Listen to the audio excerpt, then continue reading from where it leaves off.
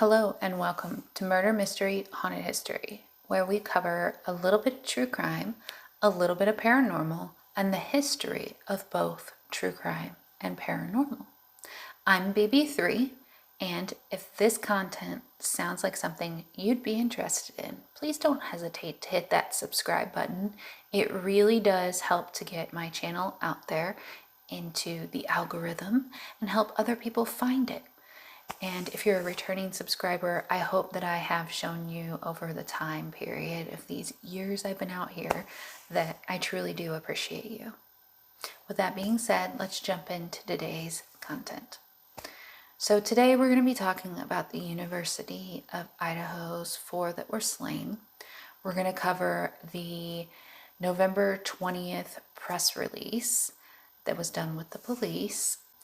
And then there will be a video coming up on my channel where we break down the actual personalities and we talk about who these students were as individuals, because again, I think it's extremely important we get to know who they were. And I want to take just a moment to explain that any information that I am releasing on this channel about this case is coming directly from the police, as they do not want any false information out there because it's only confusing the case. And so any information I'm releasing is coming directly from them. And if I put my opinion into these videos at all, I am making sure that I am telling you that it is my opinion. So just rest assured that any information you're getting here dealing with this case, it's coming directly from the police releases. Okay. All right, so let's go ahead and jump into the information that was released on November 20th. And then at the end, I'm going to show some pictures of the inside of the house that they were living in and the outside of the house they were living in, because I think that might answer a few questions about the surviving roommates being able to sleep through the situation, because it wasn't a normal house. It was set up very different, and I think that might help us kind of visualize things. All right? Okay, let's jump in. So on November 20th, there was a press release, and Captain Roger from Moscow Police spoke, and he said on the evening of November 12th, Kaylee and Madison were at a local bar, and they later went by a food truck. Then they arrived home approximately at 1:45 a.m. And then Ethan and Xenia were at the Sigma Chi house, and then they arrived home around the same time at 1:45 a.m. And then they all went to bed. The 2 surviving roommates were also out in the community and then returned home a little bit earlier, around 1 a.m. And then the 2 surviving roommates did not wake up until later on in the morning. So around between 11 and 11:30 is when the 2 surviving roommates woke up. On the morning of November 13th at 11:58 a.m., a 911 call was placed reporting an unconscious person. The call came from inside the residence and was made from one of the phones of one of the surviving roommates. We'll go into more detail about that later on. Moscow police responded and located 4 victims, 2 on the 2nd floor and 2 on the 3rd floor. The Latah County coroner conducted the autopsies. Detectives have been provided with the results. The autopsies determined the identity of the victims, cause and manner of death as homicide by stabbing, and that it was more than likely that all 4 victims were asleep during the attacks. Some of the victims had defensive wounds, and each victim was stabbed multiple times. There was no sign of SA, and investigators have determined 2 areas of interest within the city and have provided maps which can be found on Moscow's Facebook page and their website. These are areas that have been canvassed for surveillance video, witnesses, and tips. The areas are generally south of Taylor Avenue and River Drive and west of Highway 95. I've gone ahead and place the maps in here and things like that, but I will also at the end of this provide the tip number and the links to where, and I'll provide that in the description, to where you can find these things as well. They do not believe the following individuals are involved in this crime: the 2 surviving roommates, the male seen in the Grubhub video, which was the food truck video. They don't believe he's involved. The private party who provided a ride home to Kaylee and Madison. The identity of the 911 caller has not been released, so any information out there on that is false.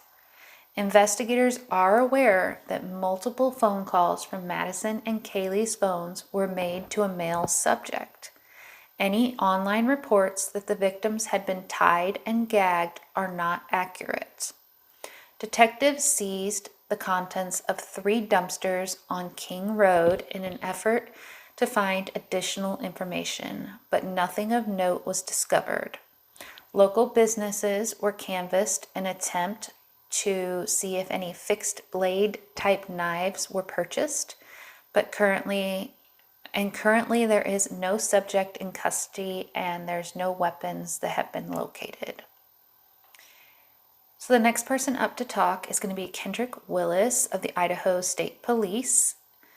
He's a director there, and he spoke of how they intended to be as supportive to the Moscow police as they possibly can be, whether that be to provide forensics, manpower, investigations, whatever the Moscow police need, then the Idaho State Police are there to provide it.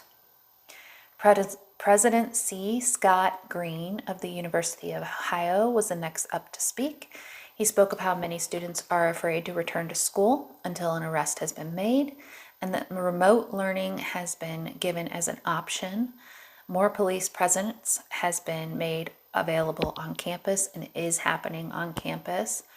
A lot of other safety and security measures have been taken. I know they were talking about getting in and out of buildings, different things like that have been put into place in the buildings now. Police have also ensured that this was a targeted attack, and counseling has been made available to all the students. So Chief James Fry of the Moscow Police comes up to go ahead and take questions from all of the reporters. And when he comes up to take these questions, I decided the best way to report that back to you would just be to write down the questions the reporters ask and then write down what Chief James Fry answered. So here we go. Why do you believe they are targeted? The answer: based off a totality of information. Do you have the resources you need? Answer: yes, we are receiving anything and everything we need from the state of Idaho and the FBI as well. I know you said you wouldn't release the 911 caller. I know you said you wouldn't release who the 911 caller was, but was the killer the 911 caller? I will tell you no. You have said the 911 caller came from the inside of the home and from the roommate's phone. So, was it the roommate who made the call? I will say it's part of an investigation still, and we are not going to be releasing that now. But when we are ready, I will. The male the girls called, has he been ruled out as a suspect or a person of interest? Everything we have taken from those calls, we have followed up on and we have cleared, and we believe there is no connection there.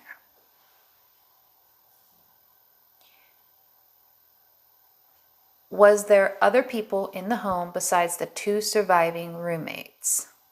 Yes, there was friends who had arrived. We're going to get back to that in a minute. I'm going to explain that in just a minute. Do you have any idea if the killer is still within the community, or are you looking outside the community? We are looking everywhere the evidence leads us. Do you still believe this was done by one perpetrator? And if so, does one individual kill four? How does one individual kill four people at night, not wake the other two roommates? Our investigation will continue to look at all that. I don't even know all that information at this point in time, and that is why our investigation is continuing. You disclosed that victims were found on the second and third floor. Can you disclose which victims were found on which floors? I cannot. Just saying the floors they were on is as far as we are going to go with that part of the investigation, because all those key pieces come to play later. All right, so I want to go back to, was there other people in the home besides the two surviving roommates? And then it says, yes, there was friends who had arrived. And then we go back up to, I know you said you wouldn't release who the 911 caller was, but was the killer the 911 caller? And then it says, I will tell you no.